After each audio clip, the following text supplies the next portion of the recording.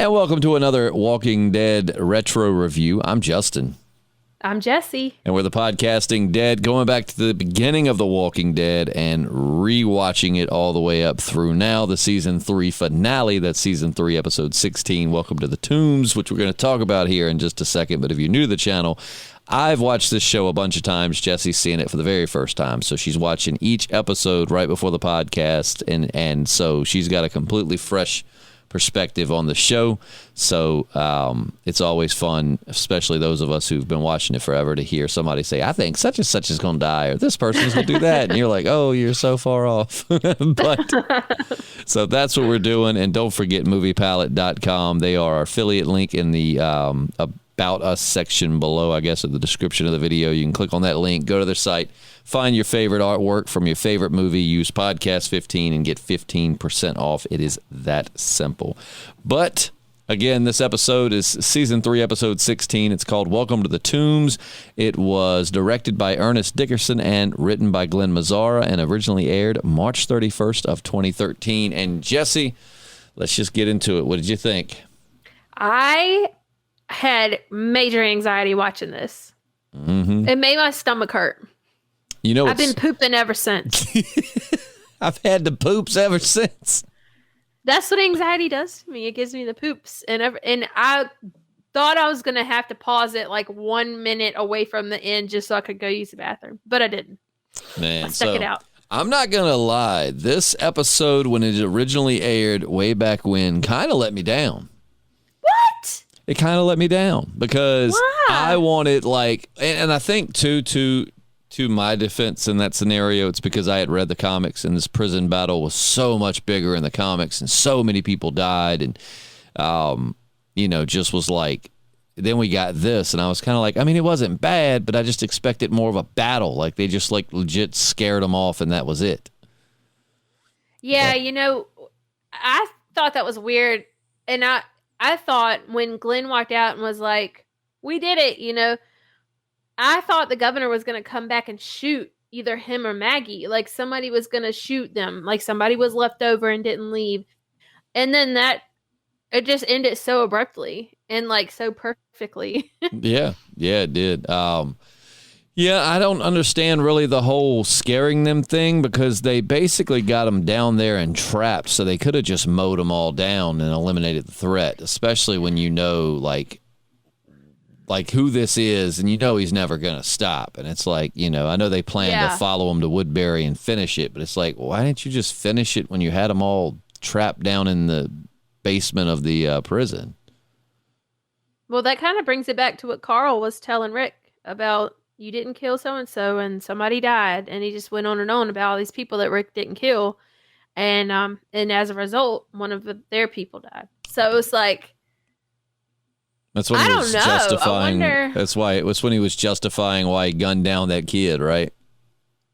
Yeah, but it's like, I don't blame him one bit.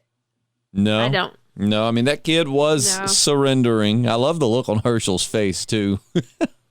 Yeah, poor Herschel. Yeah, poor Herschel. He had to. He's not about that life. But, dude, Carl, he had a really good point. I can't knock him for that. But yeah, Herschel, he definitely looked kind of disgusted at that. And I love the little discussion him and Rick had when Rick's like, if Rick's like the typical parent, it's like, if Carl said it's like, yeah, no, sweet Herschel's not going to lie about something like that. Yeah, I completely agree with you. Yeah, I did you see what I was talking about with Daryl at the beginning of the episode is talking to Carol's like, Merle's never done nothing like that day in his life or something to that effect. Yep. I caught that. Yep. How did you feel about watching poor Milton get his butt stomped and eventually killed by the governor? How did that feel? It felt like I should have seen that coming, but also I predicted that Milton was going to save Andrea, and he almost did. He tried to. And Andrea's dead. Andrea's dead. He ultimately killed Andrea. I did not predict that. No. How do you feel about her dying? I'm okay with it. And I predicted that someone else from their group was going to die, which I guess technically that could have been Andrea, but not really. That's up for debate. But nobody else did. Yep. And that was my thing when I watched this. I was like, man, this is the finale, and this is like the big prison battle. In the comics, it was like everybody died. And then we got one person who didn't even die in the comics until much, much, much, much, much, much later is the one who died. Well, I guess I'm okay with that. Like, Andrea's the only one out of the group that died. So that is a plus. Because I didn't want to see any of the other ones die. They were all my favorites. But it's crazy how the governor just like shot all of his people. Except for 2 people. Just lost his mind. Yes. Oh, but you know what? When he's like, after he does that, you can totally see him like he's starting to lose his grip on the fact that his ego. I don't know. He seems shaken up by that when before nothing seemed to faze him. But after that, he just seemed off, I think it was a combination of like bloodlust, adrenaline, and then just lack of control. Like up to this point, he had the citizens of Woodbury like at his beck and call, basically. I mean, whatever he wanted them to do, he could. And now it's just he's seeing everything. And like I think the governor doesn't want to leave well enough alone. He doesn't want to just be like, all right, you know what? We're not screwing with him anymore. Let's move on. I think for him, he had to win. So seeing now that his way of winning, which is all of his people, basically being like, they can have a prison. I'm not going back there. And he knows, like, I'm not going to get what I want. It was kind of like an extreme temper tantrum. Oh, yeah. 100%. That's what happens when a crazy person has a temper tantrum. A temper tantrum. But also, I felt like he was kind of realizing after the fact that he just killed his whole army. So now I feel like he definitely doesn't stand a chance against Rick. No, and I mean, the thing is, I don't know why Martinez, and I guess his name is like Schumpert or something. I can never think of this guy's name, but the other guy that's like his other right-hand man, like the guy that does he even have a line the whole show? But not sure. It's like, why would they not shoot him? You know what I'm saying? Like, I thought Martinez was gonna shoot him. I mean, I get that they're in shock, but like, dude, come on, man. Especially when the governor gets in the truck, he doesn't have a gun in his hand. He's sitting there like not even paying attention to them, and I really thought that one of them was gonna shoot him. I mean, I know you could tell that they were scared. I know that from our perspective, it's like, well, if they would have written it that way, everybody would have been furious that Michonne didn't get to kill him or Rick didn't get to kill him. Just, so I know why from a writing standpoint they didn't do it. But like realistically, man, come on. Like, oh, yeah, I guess you're right. Yeah, well, I don't know. Like I said, I don't care who kills him. I just want to see him go. Absolutely. I like the talk that Michonne and Rick had at the beginning, where she's like, I understand why you had to think about it, and then he tells her that Carl is the one that said she needed to stay in the group, or she was one of them. I guess Rick doesn't know about Michonne helping Carl get that picture from that little bar spot. I don't think he knows all the details, but yeah, they certainly bonded. So, yeah, I don't know. So I think Michonne was kind of like, it worked. He likes me. When Rick told him that. Well, I don't know. I can't remember. Did that happen before or after the picture thing? Where Carl said that she's one of them. That was after. Yeah. Okay. So because at the beginning of the episode, Carl was like blaming her for getting the car stuck and stuff. Like it's her. He was blaming her for everything. And by the end, he was like, she's one of us. So they definitely bonded during all of that. But it was cool to see her and Rick have that talk and clear the air about what was going to happen. And then, ultimately why it didn't happen. But then old Daryl is grieving over it. We get that real somber. I just remember watching this episode thinking, like, they legit left. Like, they were peacing out. Just, we're done.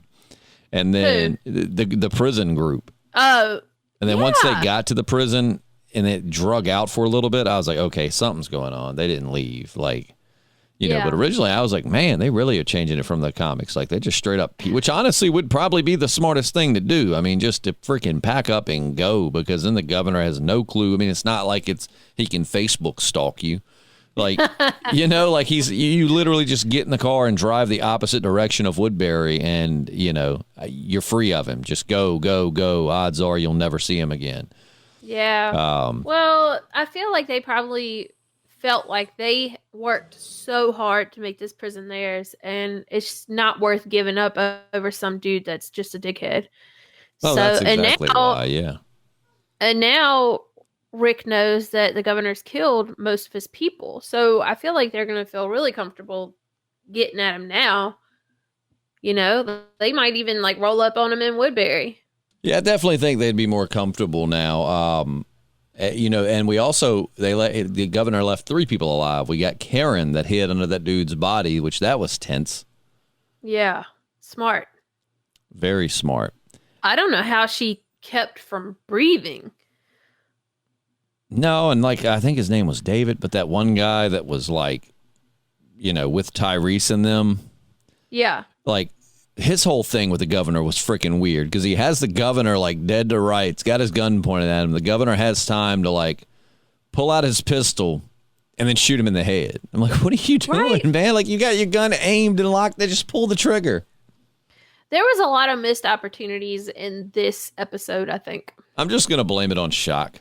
Shock because they just couldn't believe it was happening. And even... Because, we think, it'd be so easy just to pull the trigger. But I don't know. I've never been in that situation. You might hesitate. You know what I mean? We can't all be like Carl. Right. Or Rick. Well, apparently Carl thinks Rick doesn't do that, so. I was really sad to see Milton go, the way he did, especially. I know. I was really hoping that they would gain him in the prison group. But now they have all the people from Woodbury, which is pretty cool. Yeah. Oh, yeah. I wonder. Joined into a super group. Yeah. Now they definitely have more people than. Even though I don't think those people are gonna fight, but still, that's 3 against how many? Oh yeah. I have to have all those old people up on the wall with double-barrel shotguns. Yeah. I'm gonna. And all those people are probably it's dirty in here. Ew. Ew. At Woodbury, I had an apartment. Well, they could kill the governor and take over Woodbury. How cool would that be? I thought the same thing, man. The same thing. If the governor just killed his own people, and you also know it's down to 3 of them, and you've got your whole group. Yeah. The prison's cool, whatever. You fought for it. I get it. Maybe there's emotional attachment to it. But realistically, I would have just been all right, we're going to Woodbury. We're going to clear it out, make sure that they're not there. If they are, we're going to kill them. But we're moving into Woodbury. We're not moving everybody here. We're going to Woodbury. Yeah, it has walls. I mean, they'd be like, oh, the prison's got fences. Okay, well, Woodbury's got walls. Yeah. Yeah, I think they're both equally secure. Did you feel Woodbury's more comfortable? Did you feel the love with Michonne and Andrea? I did. And Michonne crying, it's just I wasn't prepared to see that. It makes you want to cry.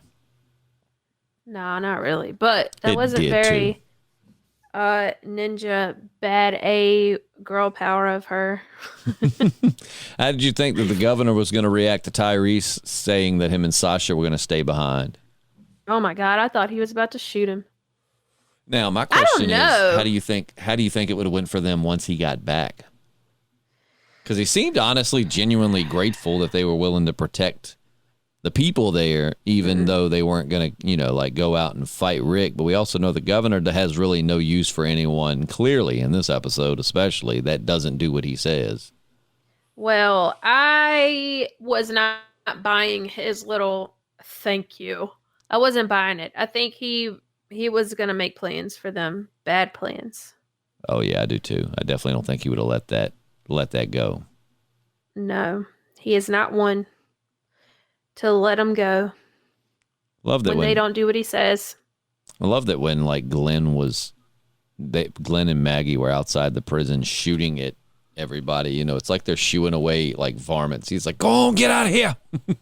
Yeah, no. I was like, why do you say that? That was weird. Was that in the script or was that just improv? Get the hell out of here. Like, oh, man. I did think that was weird. Like, you should be shooting them, not at their feet. Like, kill them. I mean, I get it. I totally get it. I'm sure people will be like, but they were innocent people. Yeah, okay, whatever. These people, whether they're brainwashed or not, showed up on your front door to kill you. They came to kill you and to end you. Like, I don't give a damn about any of that. Like, no.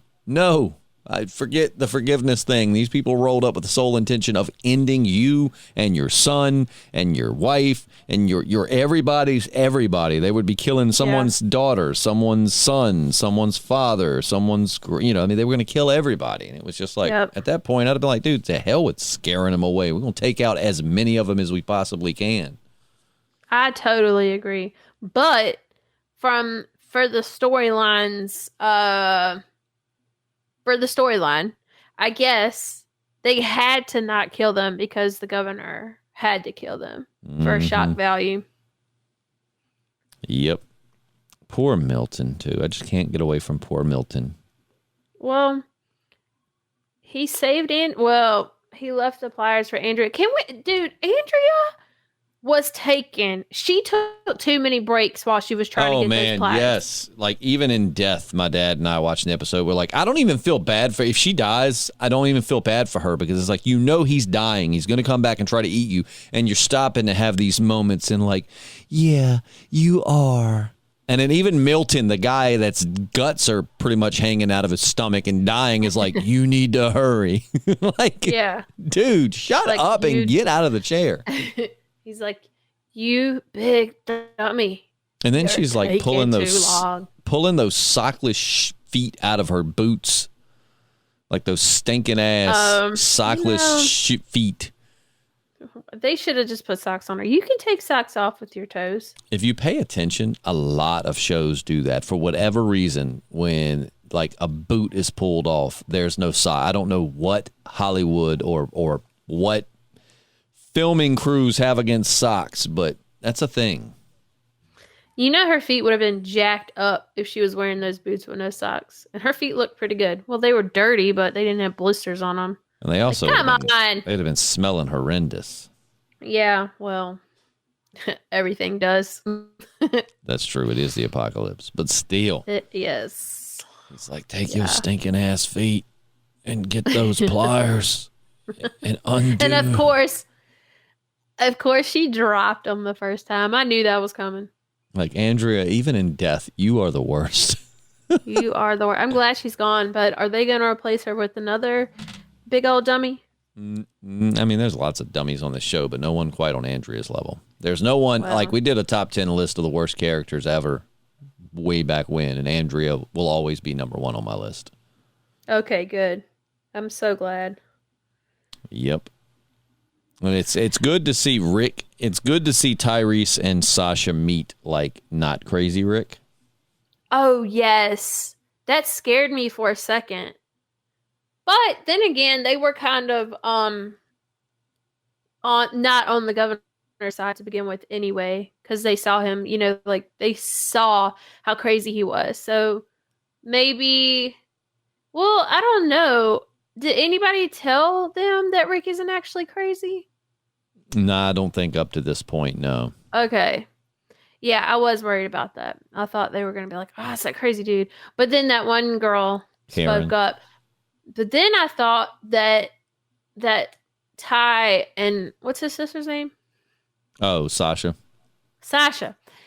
I thought that they were going to think that they were just using that girl as bait. I always think somebody's using somebody as bait, and it's like never the case. But I thought that's what was going to happen. And then,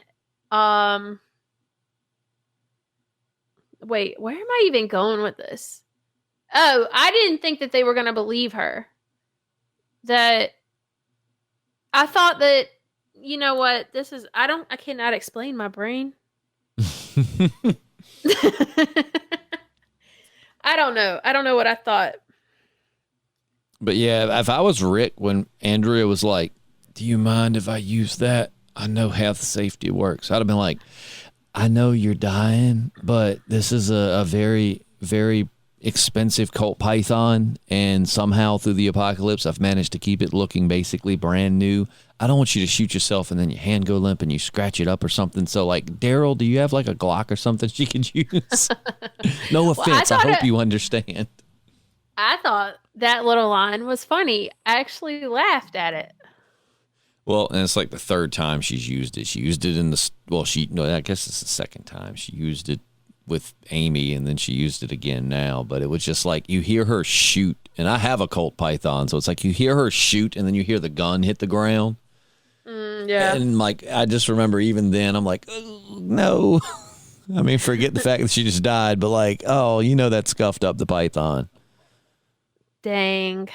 Not the gun. And Rick's got like, I don't know what year that gun is. I'd be interested if anybody knows, but I mean, it certainly would be a valuable model because Colt Pythons are even in this world where The Walking Dead didn't exist to give them more clout, we're already like a highly sought after gun. So like, thanks, Andrea. Even in death, you managed to scuff up my pretty gun. Dang it, Andrea, but now you're gone. It's okay.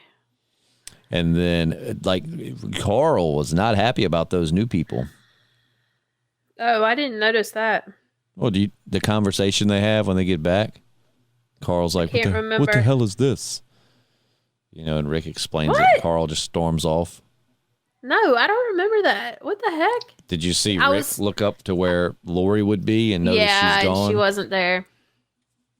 I saw that, yeah. I couldn't tell if he was disappointed or happy. Yeah, probably both. Yeah. But I mean, I guess it's showing us that he's ready to move on from that. Well, also, I feel like she was there as a symbol for him to do what's right. And the fact that she wasn't there means that he's on the right path. Like, he's doing what's right. Yep. She showed up That's how and he did wrong things. Yeah. Or like when he needed to second guess himself. That's how I felt. If only she supported him that much in real life. Look. It's the past. We can't go back now. But so you've officially finished season 3. So what are your thoughts going into season 4? What are your expectations? Well, the governor's still out there, so I can only imagine he's going to get extra crazy. So I don't know. I feel like he's going to try to pull something really weird.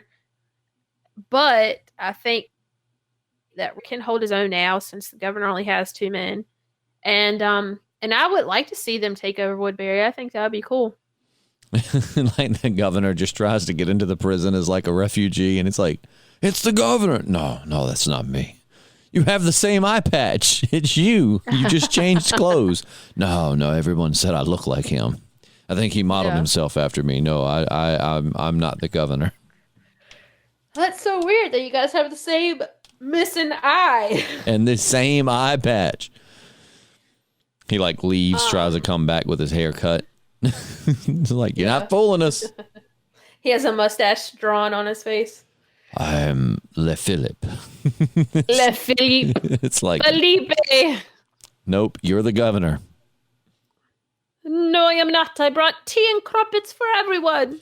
Oh, governor. It's a peace offering. We don't want your tea and crumpets. Get out of here. Why did I just turn Boston? Why did he? No, you just went straight Australian. We don't want your tea and crumpets. Get out of here. All right, mate. Get out of here. Get on out, mate. Oh, man. So I think what we're going to do is we're going to watch season 4 up to the season 4 mid-season finale, which is what I have touted this whole time as being one of my, if not my favorite episode ever. If it's not my favorite, it's certainly one of them.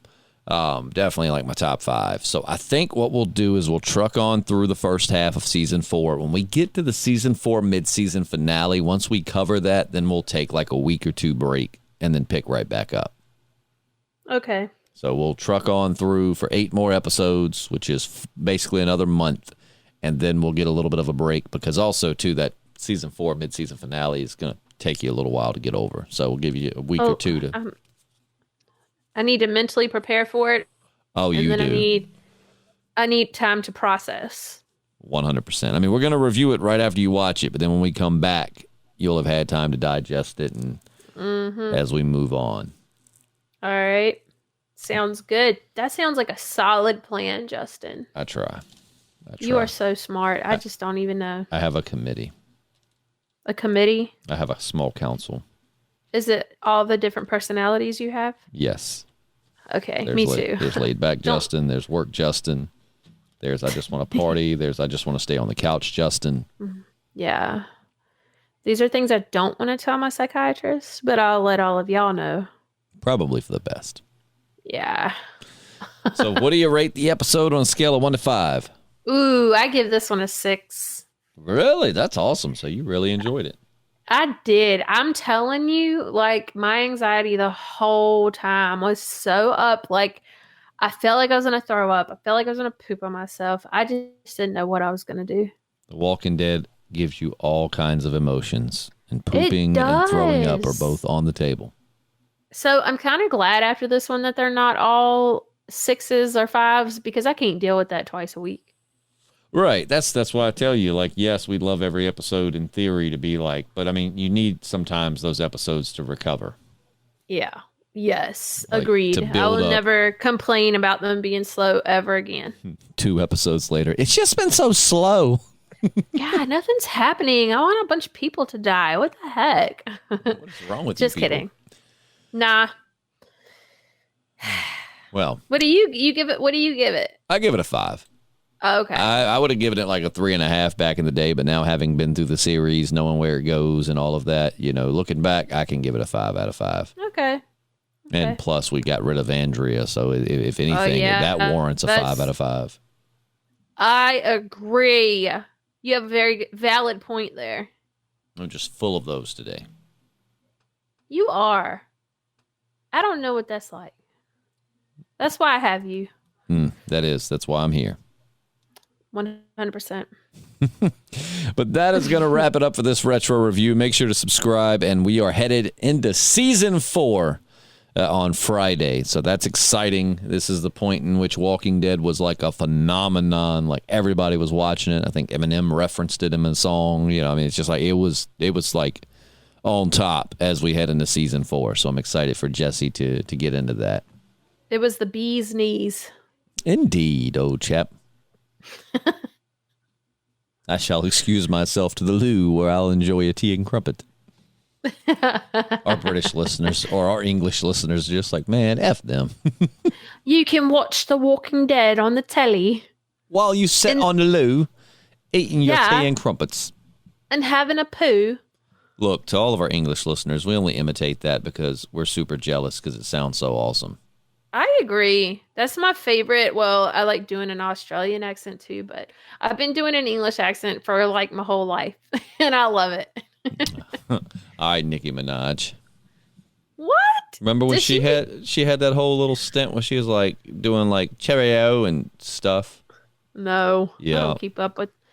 I'm old. You I don't love keep Nicki up Minaj. With the... Don't play. You're one of her biggest fans. Shh. I wouldn't be ashamed of it. I'd rock that. Just playing. Just own it. Base your personality on it, you know? I'm just not up on the times. Me neither. I'm late. We're old. Clearly, because I'm just now watching The Walking Dead 1,000 years later. So Here we are. Here we are. But it's a beautiful thing. It is. But that's going to wrap it up for us. Thank you so much for listening. Please make sure to subscribe. And Jessi, at any point I talked over you, I apologize. We've got some kind of weird delay going on here, and it kind of goes in and out. So there's points where, like, on my end, you've stopped talking and I go to speak. And then, so I apologize if that's been an issue this podcast. It's all right. No worries. Well, we'll see you guys on Friday. Make sure to subscribe and have a good week. I'm Justin. I'm Jessi. And we're the Podcasting Dead. A cheerio. I hope you have a grand afternoon or whatever. English folks, don't hate us. Don't. We love you, clearly. Tea and crumpets.